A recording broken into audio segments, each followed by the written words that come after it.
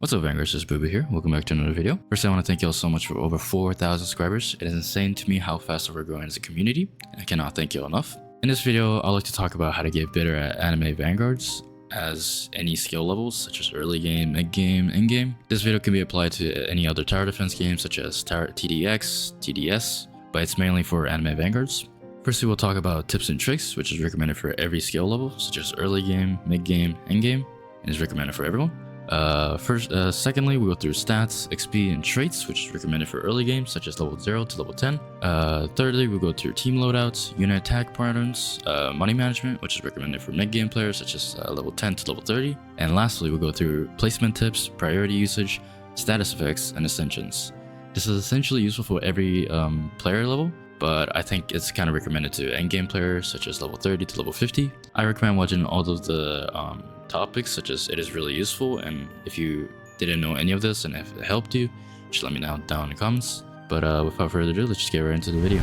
And here we're back, and firstly we'll talk about tips and tricks, which is recommended for everyone. First tip I'll be talking about is upgrading farm before wave starts. Now this is really useful if you're trying to maximize your farm efficiency. Essentially you get a certain amount of money depending on which mode you're playing, but I'm pretty sure in story mode and challenge you get around 500 yen, and in infinite, paragon, and boss event you get around 3,500, which is a lot more than the other two. Now you can use this money to place it on different units down, but I recommend upgrading your farms as it increases your overall money gain throughout the game, and it's a lot more useful than upgrading a unit, which could make you lose a game, as it does sometimes happen. Secondly, I will be talking about sell and replace to remove cooldown. Now this is a little bit complicated and I'm pretty sure it's a bug, but as of update 0.5 it's still not patched. You could use this, it's a little bit situational, but you could essentially place down a unit and sell and replace once again in order to remove their attack cooldown, which is useful in some situation. Like if you have a leak going through your main component, you can essentially sell your Vegeta or any other unit that you have, place it down,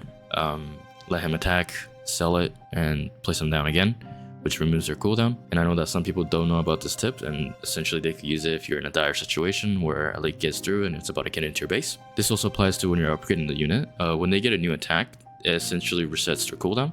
So essentially you could place a unit down, let him attack, upgrade it to the next the new attack pattern, and it will essentially give him no cooldown, and it will definitely help you out in some situation. And lastly, in tips and tricks, I will go through max range placement settings. Now this is a basic tip, but I know some people don't know how to get to the settings. You can't find the setting in the main lobbies setting, I don't know why, but if you go into a game and you check the setting, you'll see the settings down and where the other settings are. But that's it for the tips and tricks. And here we're back on early game. We'll be going through stats, EXP, and traits. This is recommended for early game players as level 0 to level 10. First we'll talk about stats. The best way to farm stat potential is to go to Paragon, but I know that a new player can't really compete in those harder content, but you could just go to normal stages or infinite to farm stat potential, as you want to get the highest chance to get better stats. There are 3 different categories of stat that you could re-roll on. One of them is damage, another one is SPA, the last one is range. Damage is how much the unit's damage could output, SPA is how fast the unit could attack, range is how far the unit could attack. Now there are different rarities of each of these stats categories. It goes down all the way to D and all the way up to God or Kami. SPA and range has the same modifier, or the percentage wise, as it goes all the way up to 11.5%, but damage is a little bit different, as the highest to go up to is 23%, which is almost double. Well, it's double the amount, which is an incredible buff to the unit. So I recommend just trying to reroll to get a best stat on damage before trying to focus on SP or range. I mean, if you get like a Kami or God or Z plus on range or SPA, I suggest keeping it. But if you get something like Z or below, then I suggest just rerolling until you get something good on damage. That's all for stats. Next we go to EXP. Now there are some certain stages that you could do to get either player level or unit XP. Obviously, if you're trying to only go for player level and get as much damage as you can from story, I recommend going to Dynamic Act 5, either on normal or nightmare. And if you're going for unit XP, I recommend going to the last map, which is double dungeon. You could go to Act 4 nightmare or normal to get the unit XP. Obviously, if you're just only trying to go for player level, I suggest going to dynamic. If you're going for unit XP, I suggest going to double dungeon, as the double dungeon's food gives about double of the amount of XP. Lastly, we'll talk about traits. This will be quick. The golden rule is if the unit's placement is 3, you will want to get monarch, and if it's above 3, which is 4, you want to get ethereal. Now the calculation of the traits shows that ethereal is much better on units, even if there are 3 placement, but I still recommend going for Monarch for even 3 placement, as it's a lot more cost efficient. Unless if you're trying to go for infinite run or maybe boss event, Ethereal is not much beneficial as Monarch. Obviously, I'm not recommending to go for mythical traits, as even like a legendary traits or even rare traits are good enough as a mid game player or early game player, sorry. As Vanguard 3, which gives you 15% damage, I'm pretty sure. Any of the first 3 rare that is on level 3 is good enough to get through all of the story mode or any early game content that you could do. Now, there is a golden rule, but there are some exceptions, such as Alucard, Sunjimu, Chain, which although you want to get Ethereal on Chain, because if you get a Deadeye, that is almost as good as Ethereal, as her passive fits well with Deadeye, as she's a crit chance unit. While the Sunjimu and Alucard, you kind of want to get Monarch, as their passive scales off of their damage, and the higher damage you have, the better their passive becomes. And that's really all of the exception, I'm pretty sure. And that's all for the beginners, so let's just get to the mid game. And here we are in the mid game. I will be talking about team loadouts, units attack pattern, and money management. This is recommended for mid game player as level 10 to level 30. First, we'll be talking about team loadouts. There are some specific units for teams to produce maximum efficiency. Now, this is for level 10 to level 30, so I'm going to be talking about 4 slots and 5 slots. As for 4 slots, I recommend going for either 2 DPS or 1 DPS, and either 1 support or 2 support, and just either 1 farm, or you can even do double farm. There are different loadouts that you could go for. For 5 slots, I recommend going for 2 DPS, 1 debuffer or buff unit, and double farm, as that's probably the best loadout that you could get. I'll probably display some units that you could use for your team loadout if you have them. Now, for the next one, we'll be talking about units attack pattern. Now, this is a little bit unique, as there are about 3 categories of units attack pattern. One of them is going to be AoE, another one is going to be cone, and the last one is probably going to be line. Now, there are different sizes of each of these attack pattern. There's small, medium, and big on AoE, same for cone as small, medium, big, and the same for line, small, medium, I think. I'm not sure about big, but I'll probably display their each attack pattern. Now, AoE is very useful for taking out a crowd of mobs. The best AoE that you could get is full AoE, which covers the entire range of the units. There are about 4 units with full AoE, which I'm pretty sure, which is for 2 mythics. It's Chain and Tengen. Chain is a little bit special, as it is a 270%, so I would say it's like not really a full AoE,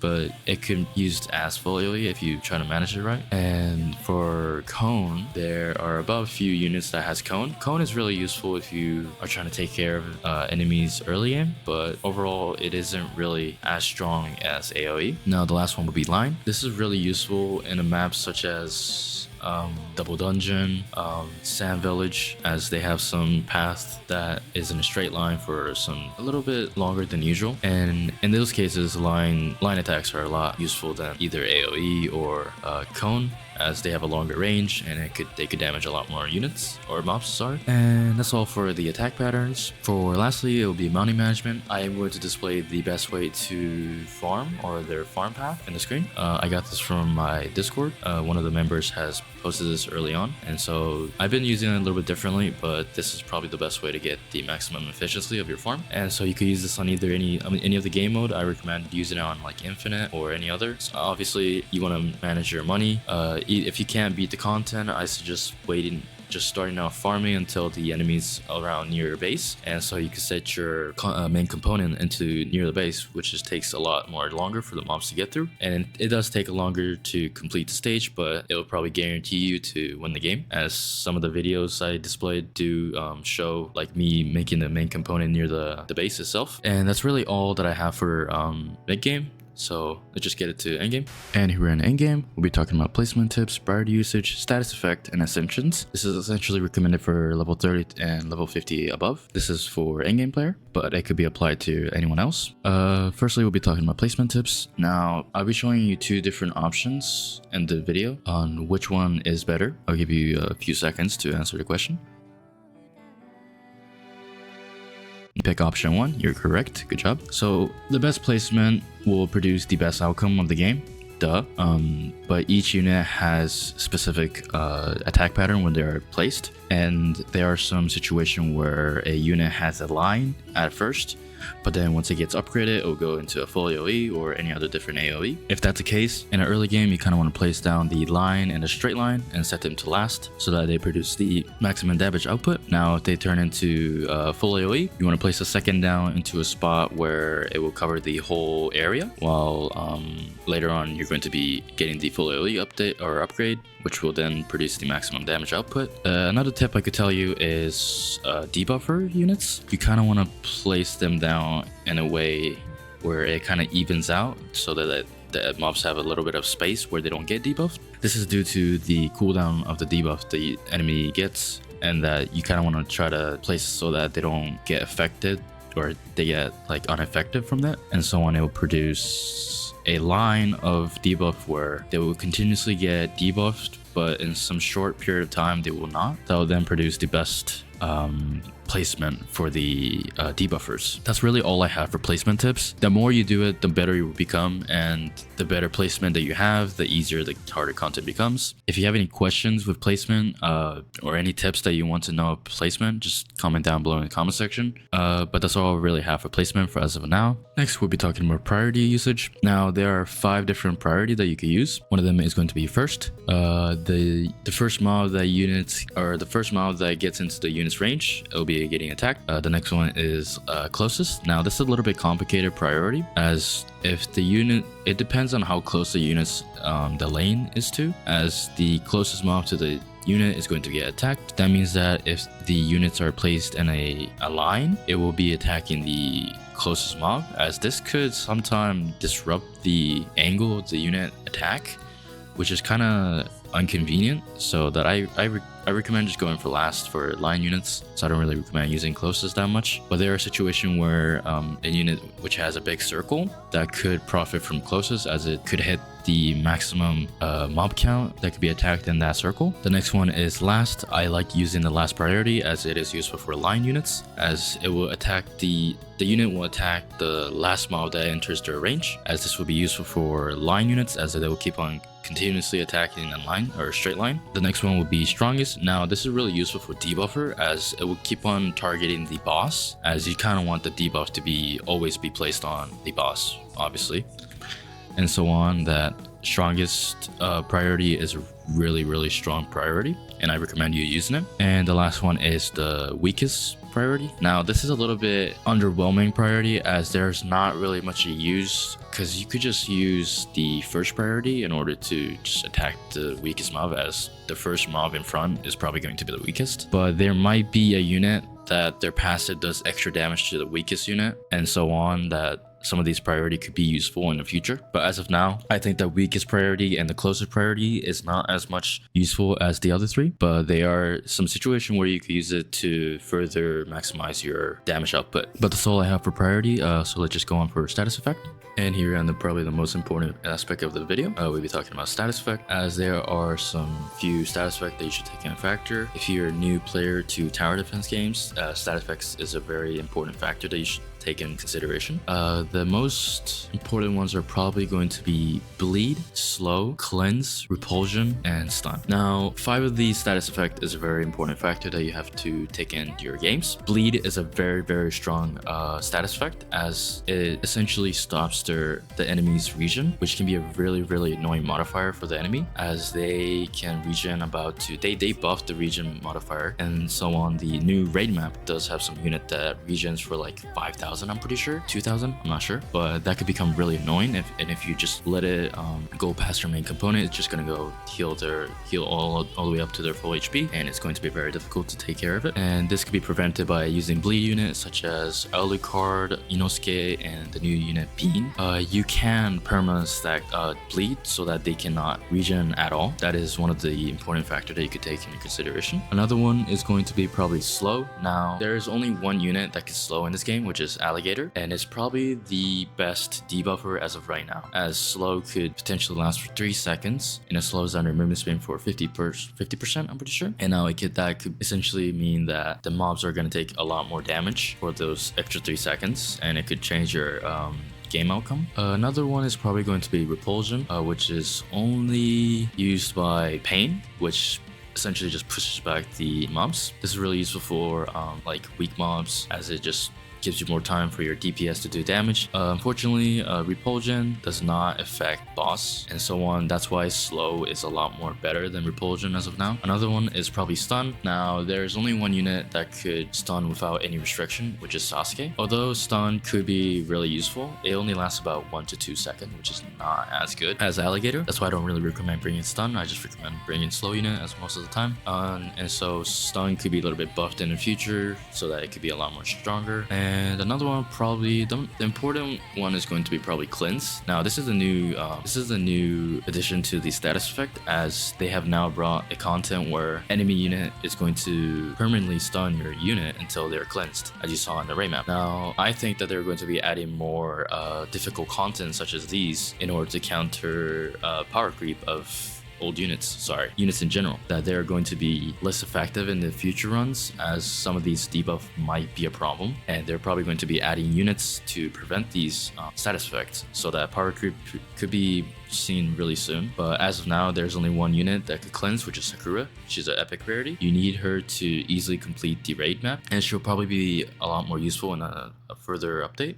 There are some other ones such as Wounded and Purgatory Flames, which Rengoku and Alucard has. Wounded essentially does more damage to units that are affected by bleed, and Purgatory Flames are affected by burn. So it's not a very important status effect that you have to take in consideration, as some unit might not have Alucard or Rengoku. But as we go on, there are going to be a more difficult content where you have to take in factor of status effect.